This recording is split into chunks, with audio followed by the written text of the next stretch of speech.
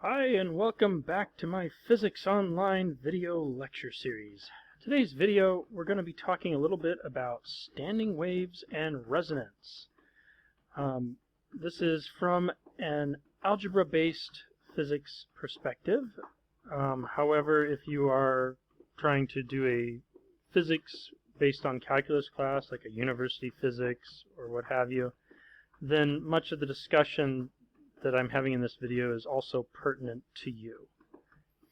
Okay, so let's see how all this works. Basically, in a previous video, I talked about the interference of two waves. You really should go watch that one first. So watch wave interference before this. But if you've already done that, then this one, we're going to be looking at a very special case of wave interference. So you know, of course, that if I have two waves, oops, that's not a very good drawing. If I have two waves like this, and I put them both on the same location in space and time, let's say on a string, for example, this one maybe is y1, this one maybe is y2, and if I've lined up all the peaks and all the troughs as in this diagram or this little drawing, then I expect to get a resulting wave that has larger amplitude although the same wavelength. We'll call that y total. And mathematically, we've established that y total, the total displacement of each part of the string, should be equal to the sum y1 plus y2. The sort of instructions for displacement of each point along the string at each point in time. And so this could be written all the way out as y1 max times, let's say, the sine of the wave number. We'll call this k1w x minus omega 1t, that's the frequency of that first wave, plus y2 max times that same sine, but now the arguments have a k2w instead of k1w times x minus omega 2t. So this is the general equation for the interference of two waves. We want to look at a special case today. All right, the special case that we are considering is one in which essentially what you've done is sent a sine wave down a string, and maybe one end of the string is fixed. So you have your wave incident, and then it reflects back, and the reflects back basically would look like this.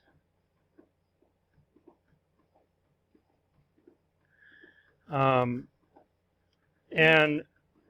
the reflects back, essentially when you send a pulse down a wave and you have a fixed end, so if you have just a single pulse, it's easier to see, travels this way, it gets to the end. When it reflects back, it kind of reverses direction of displacement because the end is fixed. And so the basic properties of this reflected wave are as follows. Both waves have the same amplitude, so both have same amplitude, albeit the direction is flipped. And so in some sense that's kind of equivalent to saying y max or y1 max equals negative y2 max, and for simplicity we'll just call this y max. They both have the same frequency. Both have same frequency, and so that means that y1 equals y2, omega 1 equals omega 2. And so we can just call that omega. And since they're on the same string, we already know that they have the same speed. And this works, by the way, for waves in air as well. You're using the same set of air for both waves. They both have the same propagation speed. Since the propagation speed is the frequency divided by the wave number, if v and omega are the same, then k must be the same as well. So we could basically say, therefore, that k1 and k2 for the wave are equal to each other. And so we can just represent that maybe with a kw for wave number for simplicity. The math under these circumstances would suggest that y total is equal to essentially y max times, and since they both have the same y max, I'm just going to pull the y max out, times the sine or the cosine, doesn't matter, but we'll say the sine of kw x minus omega t, maybe plus some additional phase, for example. There can be some phase offset. And then the other one will have sine, oops, I put a plus here though, I meant to put a minus. This is minus sine, they both have the same wave number, so kw is traveling the opposite direction, so that means that instead of being minus omega t, you now have plus omega t. And then there's some additional, phase offset term. Now, we would like to get rid of this phase offset term between the two. We could call this 1 and this one 2. To get rid of phi 1 and phi 2, what we need is for the length of the string L, or if it's sound and air or whatever, then length of the air column, whatever you want to call it, to be equal to n times lambda over 2, where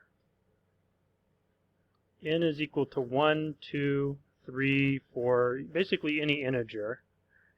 And where, as a reminder, the wave number kw is 2 pi divided by the wavelength lambda. So this is your wavelength lambda. Okay, this is what's called resonance. So this condition is resonance.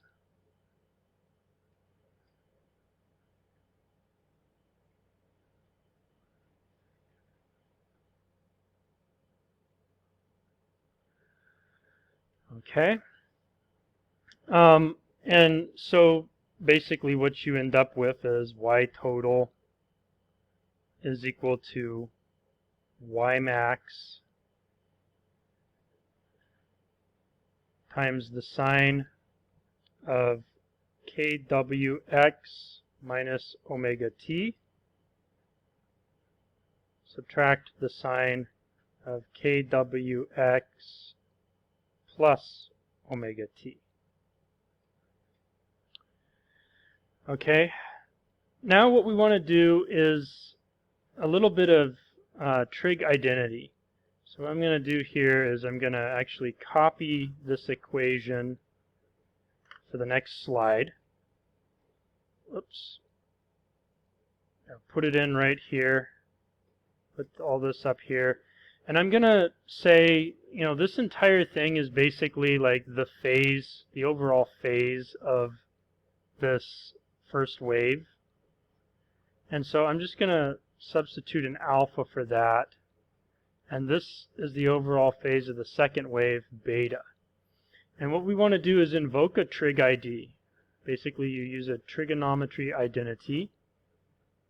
And the trig identity that I want to use says, if I have the sine of alpha and I subtract from it the sine of beta, what I end up getting is basically 2 times the sine of, well, alpha minus beta over 2 times the cosine alpha plus beta, again over 2. Okay? Now,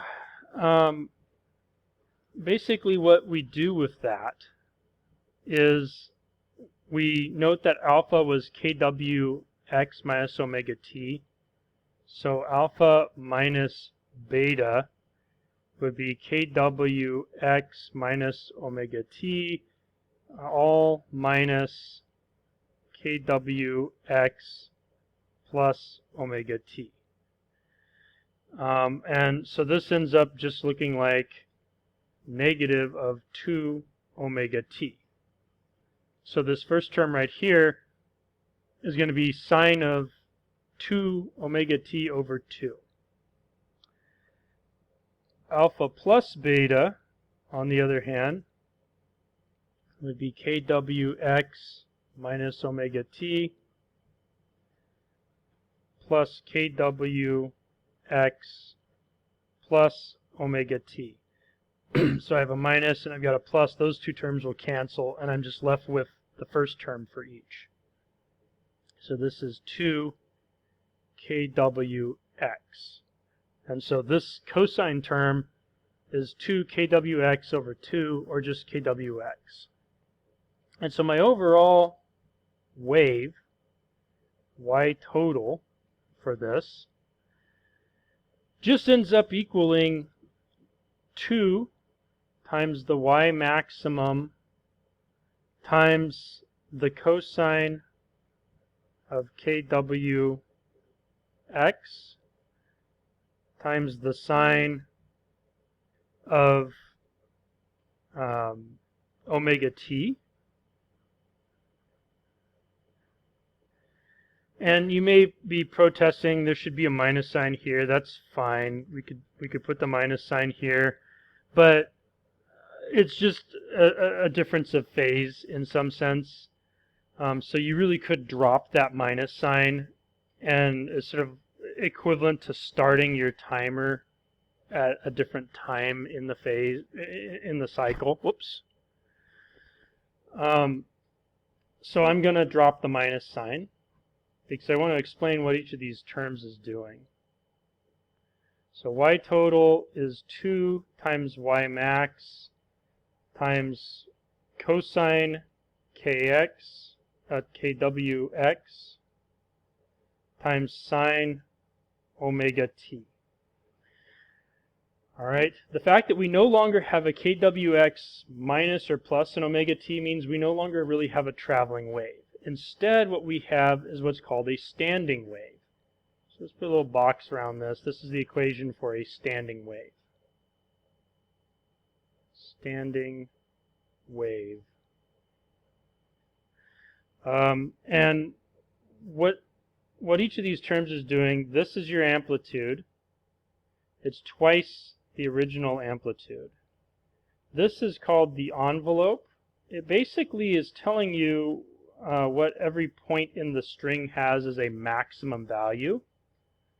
So that's basically the maximum value through which a given part of the string will go. And then this right here is just the basic simple harmonic oscillator.